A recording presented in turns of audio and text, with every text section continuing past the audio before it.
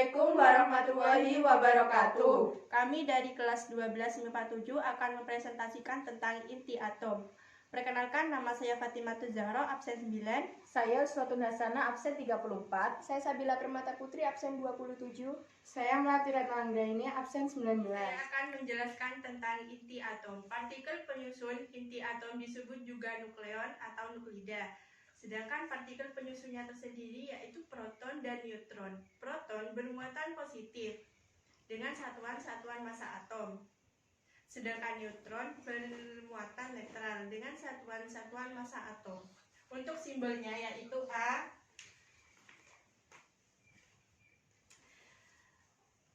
A massa atom. A melambangkan massa atom atau proton plus neutron. Sedangkan Z melambangkan nomor atom atau jumlah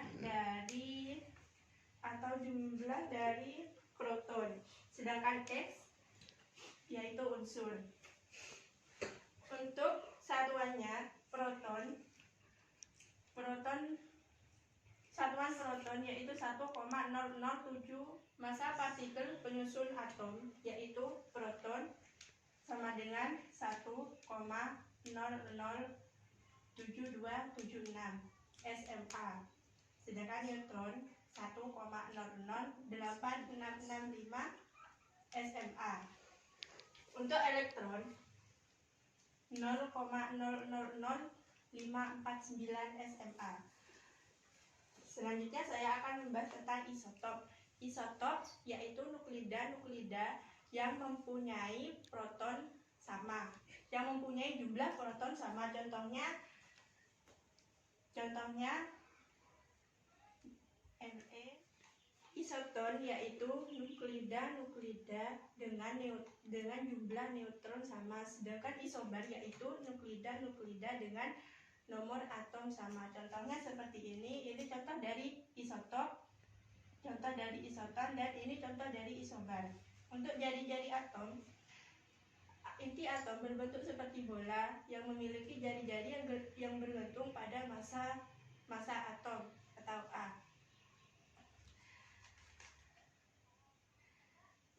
Dapat ditulis dengan persamaan seperti berikut. N sama dengan 1,2 dikali 10 pangkat min 15 M dikali A pangkat 1/3. Proton dalam inti atom tolak-menolak dengan gaya Coulomb, tetapi tidak bercerai-berai karena dipegang gaya inti yang sangat kuat, tapi memiliki jangkauan yang sangat pendek, yaitu 2 meter sama dengan 2 kali 10 pangkat min 15 Fm. Untuk energi ikatan inti. Energi ikatan inti adalah energi yang dilepas oleh nukleon agar terbentuk inti atom, atau energi yang diperlukan untuk memisahkan nukleon yang membentuk inti atom. Sedangkan susut massa atau defek massa adalah selisih gabungan massa nukleon yang membentuk inti atom dengan massa inti stabilnya. Contohnya inti AZX, massa proton bebas dilambangkan dengan MP, massa neutron bebas dilambangkan dengan Mn, massa inti dilambangkan dengan Mi, sehingga dapat dirumuskan dengan delta M Zm buka kurung ZMP plus buka kurung AZ min Z tutup kurung Mn tutup kurung M tutup kurung min Mi. Hubungan antara energi ikat inti dengan susut massa yaitu dapat ditulis dengan persamaan energi ikat inti sama dengan buka kurung delta M tutup kurung C kuadrat.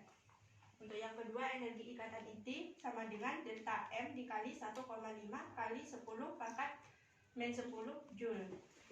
energi ikatan inti sama dengan delta M dikali 931,5 MeV.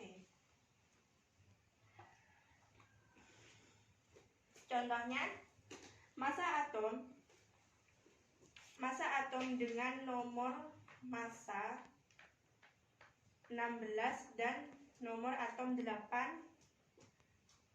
oksigen adalah 15,995 SMA, hidrogen 1,0078 SMA, dan neutron 1,0087 SMA. Tentukan A, massa total partikel pembentuk, B, defek massa, C, energi ikat inti oksigen, D, energi ikat rata-rata. A, massa total. Massa total sama dengan massa total proton plus massa total neutron, yaitu 8 MP plus 8 Mn, dan hasilnya 16,132 SMA. Untuk yang B, defek massa, delta M sama dengan buka kurung 2 MP ZMP plus A min Z tutup kurung Mn min Mi.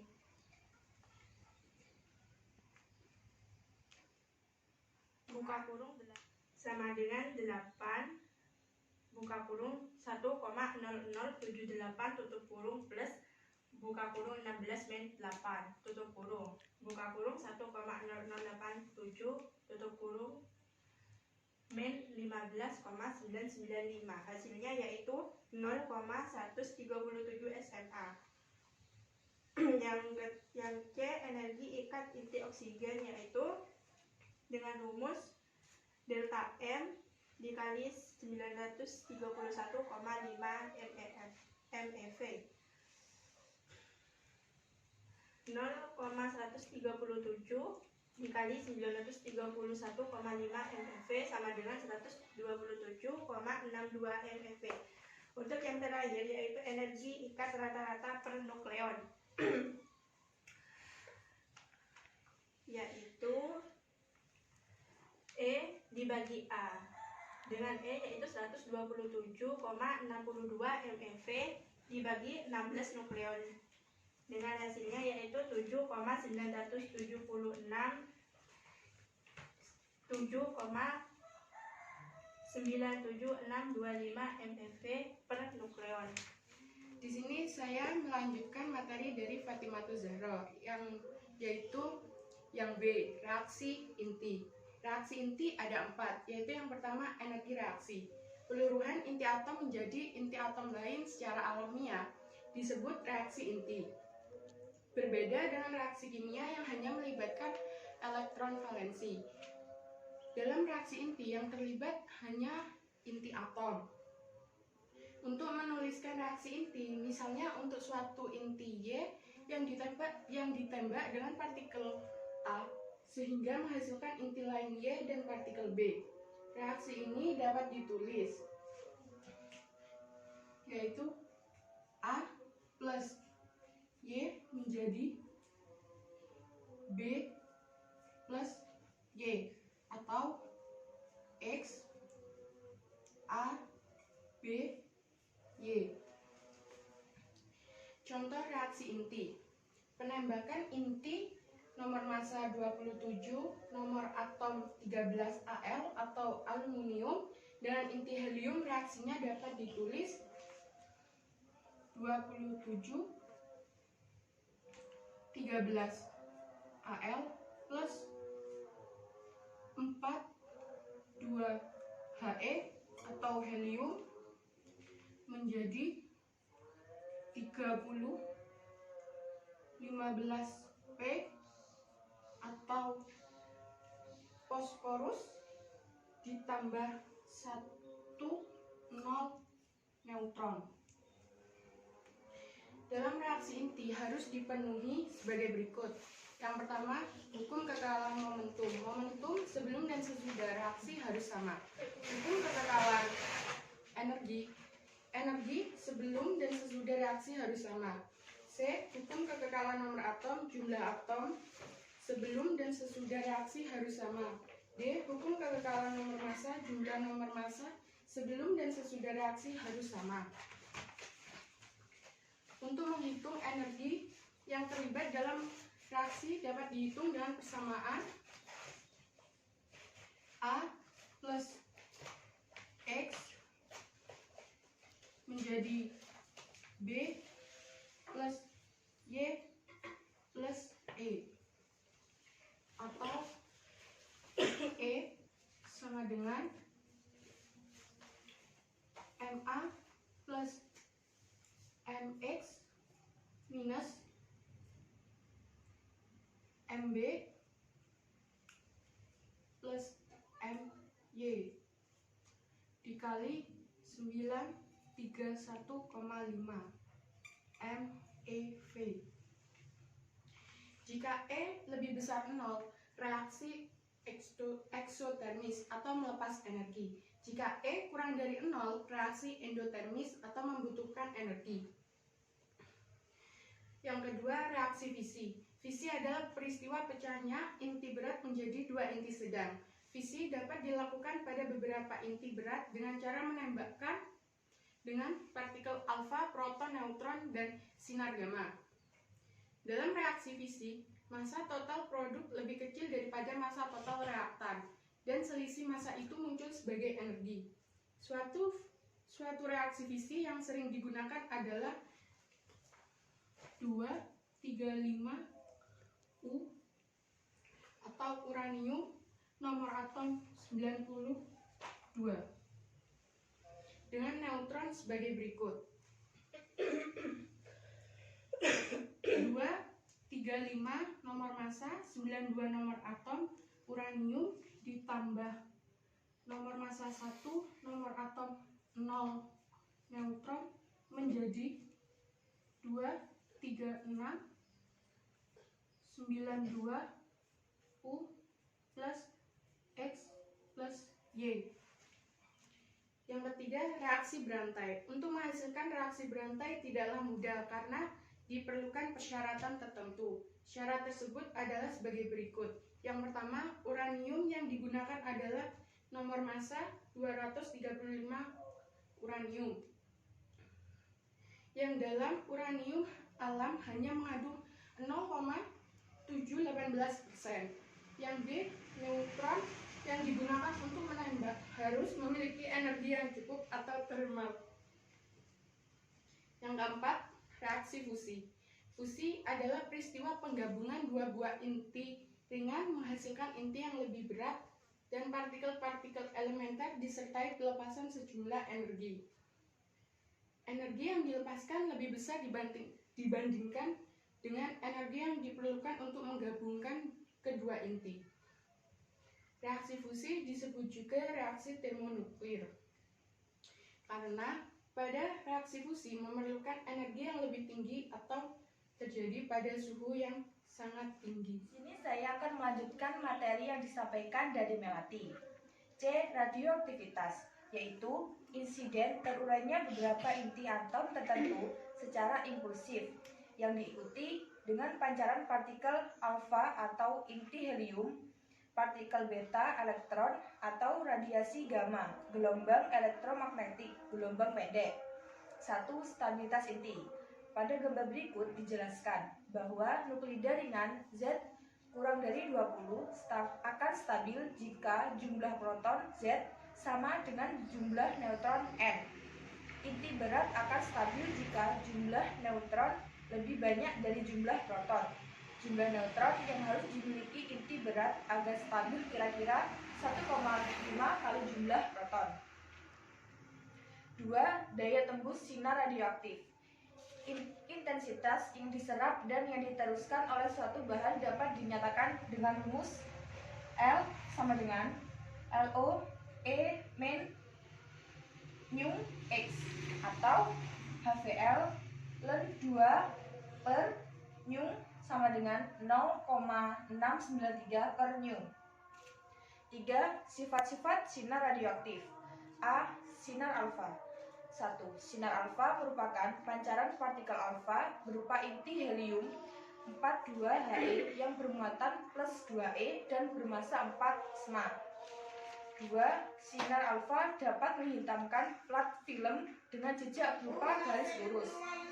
3. Radiasi sinar alfa mempunyai daya tembus paling lemah di antara radiasi sinar radioaktif yang lain, yaitu kira-kira dapat menjangkau beberapa sentimeter di udara dan sekitar 10⁻²mm di logam tipis.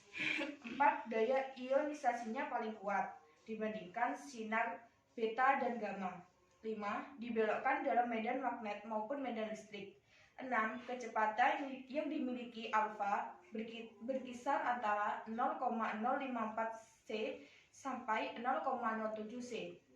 B. Sinar beta. 1. Sinar beta dihasilkan dari pancaran partikel beta yang merupakan elektron kecepatan tinggi. Muatan partikel ini adalah -1e dan massa yang dimiliki sama dengan massa elektron. 2. Daya tembus yang memiliki lebih besar daripada sinar alfa, tetapi lebih kecil dari sinar gamma.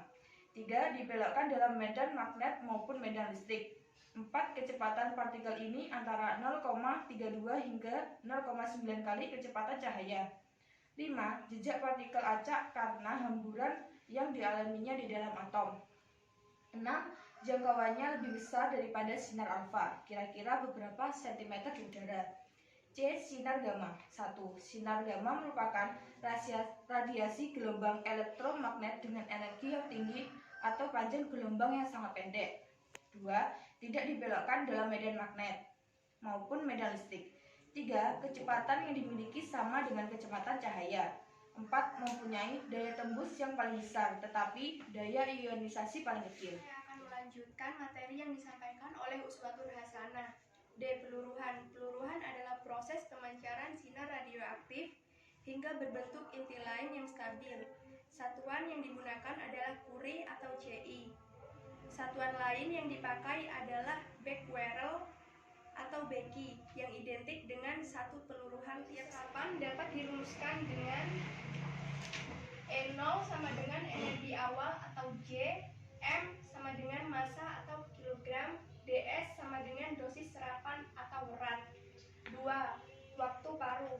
Waktu paruh didefinisikan sebagai waktu yang diperlukan oleh suatu inti untuk meluruh hingga jumlah inti tinggal separuh dari jumlah inti mula-mula. Jumlah inti yang tersisa dirumuskan dengan N sama dengan jumlah inti yang tersisa setelah peluruhan. N0 sama dengan jumlah inti mula-mula.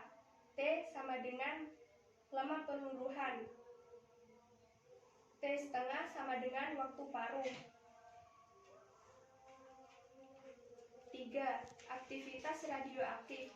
Aktivitas radioaktif didefinisikan dengan laju peluruhan inti radioaktif atau jumlah partikel yang meluruh tiap sekon. A. Keterangan A sama dengan aktivitas radioaktif atau Becky. Lambda sama dengan tetapan peluruhan atau S. N sama dengan jumlah partikel pada saat tertentu. A0 sama dengan aktivitas mula-mula atau Becky. E. Pemanfaatan radioisotop.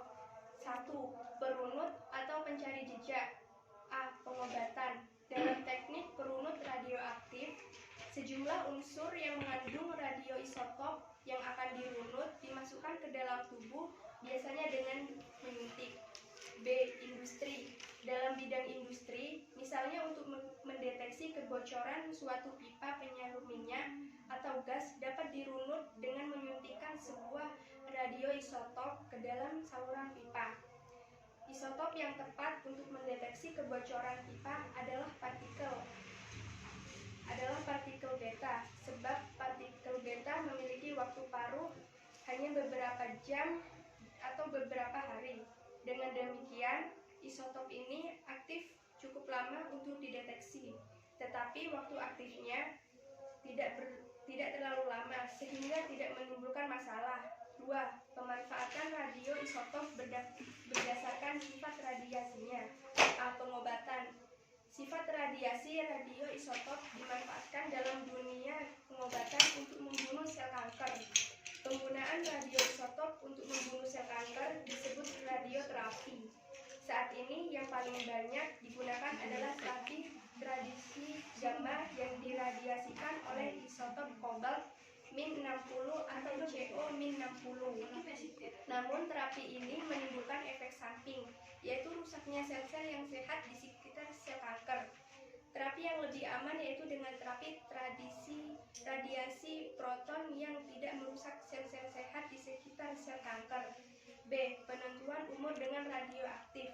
Tumbuhan, binatang, dan manusia menyerap dan mengeluarkan karbon min 14 selama mereka masih hidup. Oleh karena itu, persentase karbon min 14 di dalam tubuh mereka selalu tetap.